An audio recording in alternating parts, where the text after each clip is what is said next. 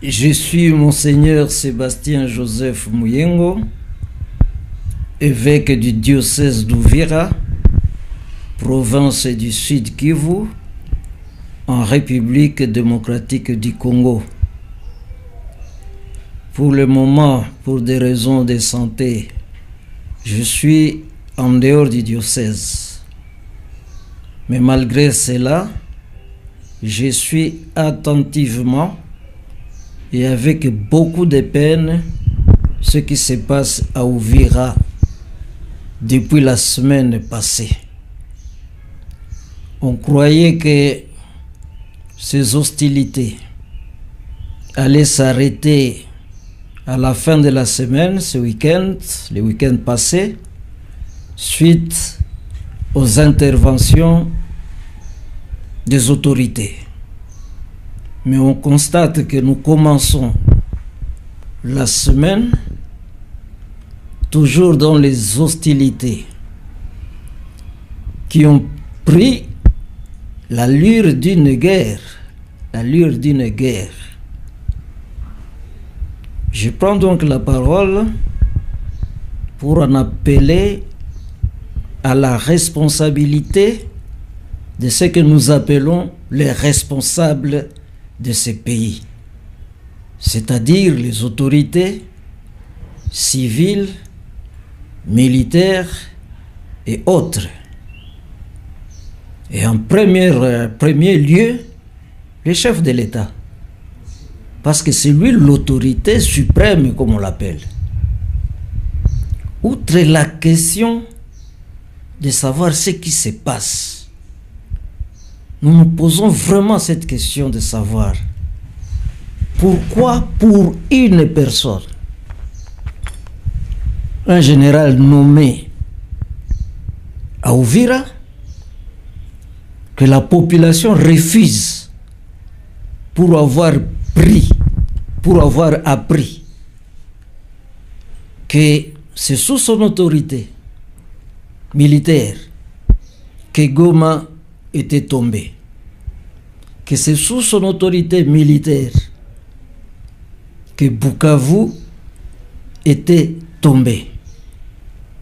Alors on se demande pour quelle raison c'est lui qu'on envoie à Uvira. Et c'est ça la cause de la colère, de la manifestation du peuple de Dieu et d'autres citoyens, toutes religions confondues, toutes tribus confondues, qui se trouvent à Uvira.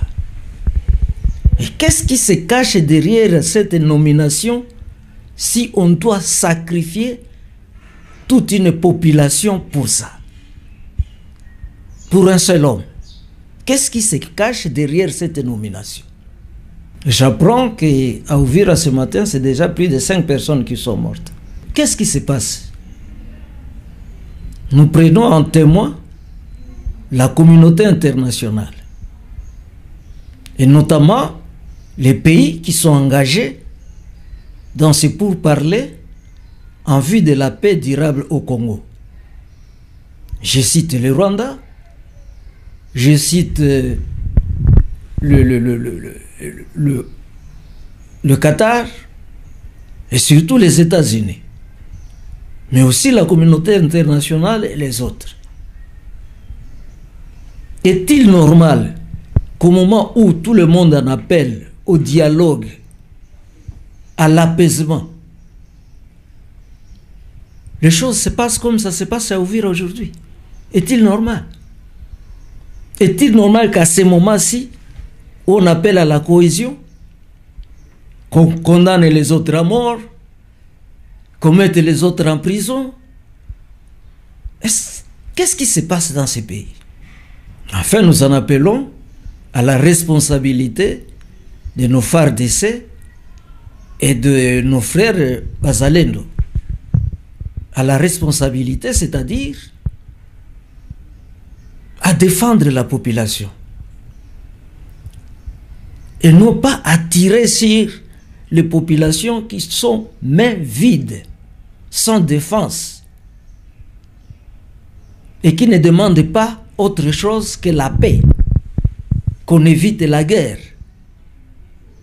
Et à cette même population, j'appelle à l'apaisement, mais dans la résistance. Dans la résistance. Qu'on ne baisse pas les bras. Parce qu'on commence à penser que ce qui se passe derrière cette affaire, et c'est ce que tout le monde craint, la balkanisation. Uvira est devenu aujourd'hui le dernier verrou de ce que nous connaissons dans ces pays, de ce qui risque de se passer dans ces pays. Comme je l'attends partout, si Uvira tombe, demain c'est Kalemi, on descend Lubumbashi, j'en appelle à l'apaisement et j'en profite pour présenter mes condoléances les plus sincères aux familles éprouvées dans ces violences, ma compassion aux blessés et mon encouragement à toute la population d'Uvira et de ses environs. Comme nous le chantons avec vous souvent, non, nous ne mourrons pas, nous vivrons. Nous voulons vivre. Et nous sommes prêts à nous défendre, mais vite, avec nos prières, avec nos chants, avec nos psaumes. Non, nous ne mourrons pas, nous vivrons. Et Uvira ne tombera pas. Je dis, je vous remercie.